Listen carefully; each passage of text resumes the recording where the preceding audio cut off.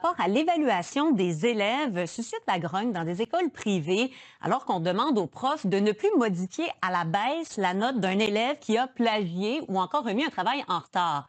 La politique de la Fédération des établissements d'enseignement privé dit que la note d'un élève ne doit pas être modifiée en fonction d'un comportement, que les résultats scolaires doivent refléter uniquement les apprentissages. Par rapport à l'évaluation, comment vous qualifiez cette façon de faire que le plagiat, les retards ne touchent plus les notes? Je vous dirais que tout d'abord, c'est une grande surprise parce qu'on a toujours considéré que le plagiat était un acte grave, alors qu'il devait avoir une réprimande en ce sens. Maintenant, de voir que, un élève qui plagie n'a pas de conséquences, on se demande où est notre rôle d'éducateur. Parce qu'on croit que à l'école, c'est une place dans un cadre qui est bienveillant Hmm. et bien encadré où les élèves peuvent apprendre de leurs erreurs. Donc, de plagier devrait avoir là, des conséquences. Or là, ce qu'on voit, c'est qu'il y a une nouvelle tendance qui est proposée de dire, bien, on ne peut plus pénaliser lorsqu'il y a un retard ou encore un plagiat. Et c'est ça qui fait réagir parce que, ultimement, on a l'impression qu'on banalise l'acte d'évaluation. On banalise aussi ce qu'est un échéancier. Monsieur Dumont, on a vraiment l'impression qu'on passe à côté d'une partie de l'éducation qu'on doit faire. Et je vous dirais, à l'ère de l'IA générative, c'est d'autant plus important d'éduquer sur ce que c'est le plagiat, le respect de la propriété intellectuelle et à l'honnêteté intellectuelle. Donc, on passe à côté, là. Puis des retards, c'est maximum de 10 de retard par jour. En fait, ça, c'est ce qui était avant dans certains établissements. Or, maintenant, on ne devrait plus pénaliser. Donc, c'est comme si les essentiels, c'est plus grave. On ne devrait plus pénaliser, c'est-à-dire que, juste une seconde, bien comprendre, ma recherche Oui, sur Christophe Colomb qui est due lundi, si je remets lundi d'après, la directive, c'est de ne pas donner de pénalité. exactement ça avec cette politique d'évaluation-là. D'un collège privé. Exactement, oui. Je pensais que c'était plus rigoureux au privé.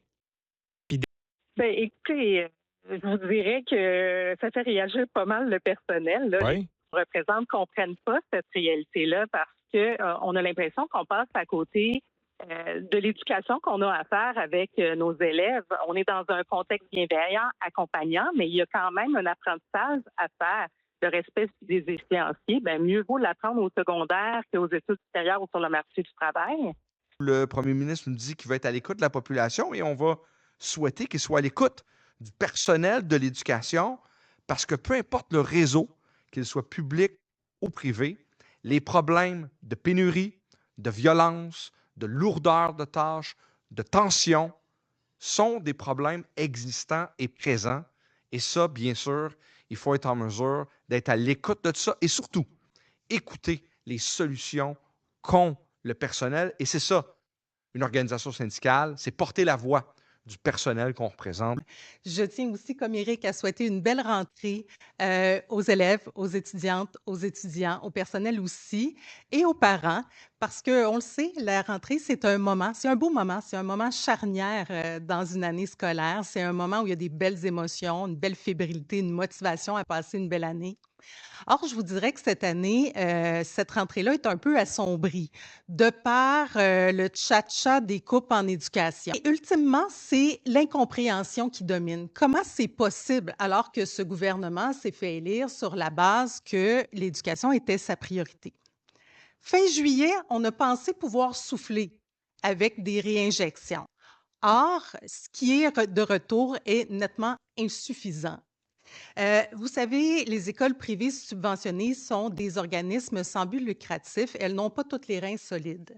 Concrètement, il y a des coupes de postes. Quand on parle du personnel de soutien professionnel, par exemple des orthopédagogues, conseillers pédagogiques, techniciens spécialisés, on parle aussi de coupes de postes d'enseignants.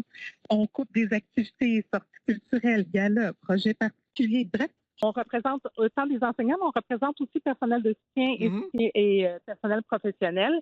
Et mon affirmation sera la même là, pour toutes les catégories d'emploi, c'est-à-dire dans les établissements, on est face à des femmes et à des hommes qui sont dévoués, qui sont passionnés. Et là, ils vont être obligés d'en prendre encore plus sur leurs épaules pour pallier tout ça, ou tenter de pallier à tout ça, alors qu'ils souffrent déjà d'une complexification et d'un alourdissement de tâches d'année en année. Ce qui est en jeu là, puis ce qu'on va regarder, c'est Sur quels critères est-ce que le ministre du Travail va se baser pour dire qu'est-ce qui est facultatif et qu'est-ce qui ne l'est pas?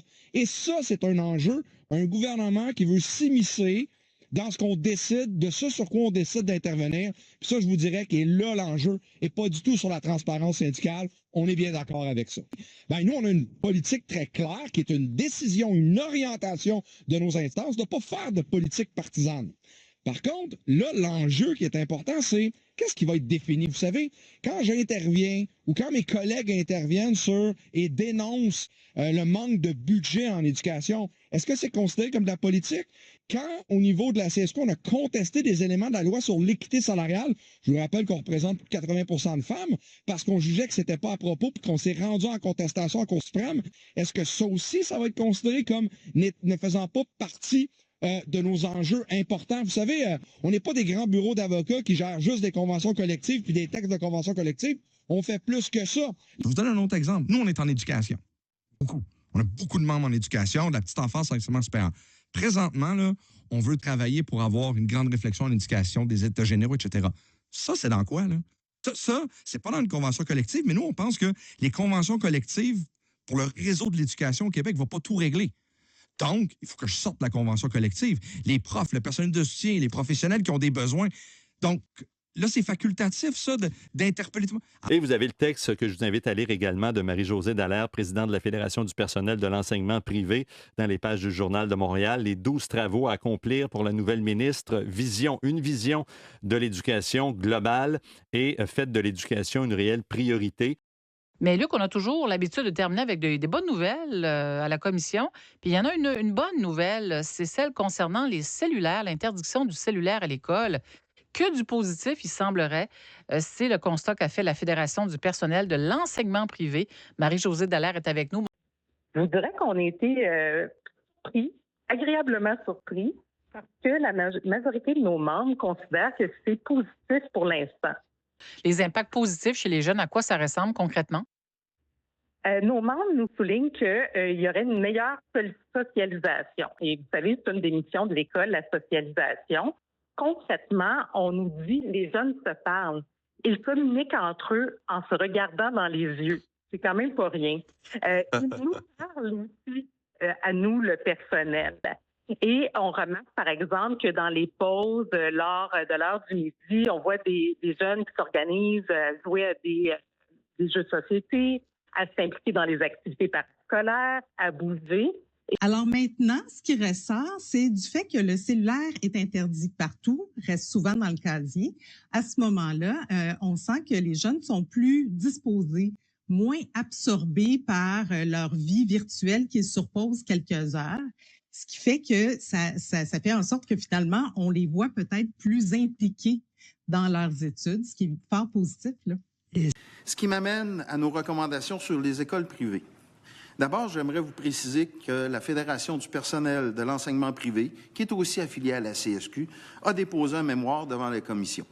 Sur l'interdiction du port des signes religieux, nous recommandons d'adopter un moratoire sur cette mesure afin de conduire une analyse approfondie des répercussions qu'elle aura, notamment sur le personnel dans les différents secteurs. Également aussi sur les services qui pourraient être donnés.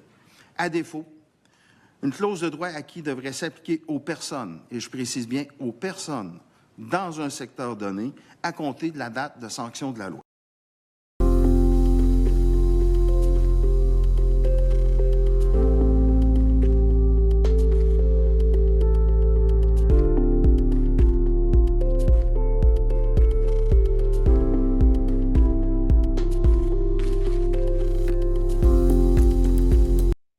Ben, depuis plusieurs années, à la CSQ, on parle des enjeux de violence dans nos réseaux. Mais on ne réglera pas. Vous savez, moi, je vous parle aujourd'hui, je représente 225 000 membres dans nos écoles, en santé, un peu partout, au collégial.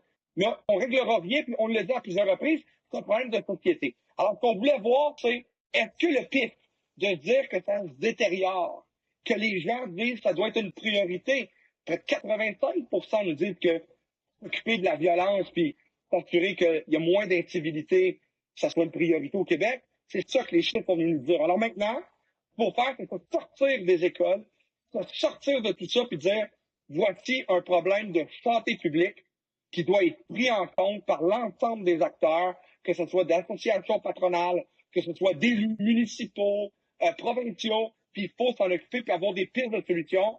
C'est fini de juste sonner l'alarme, il faut trouver des pistes de solutions.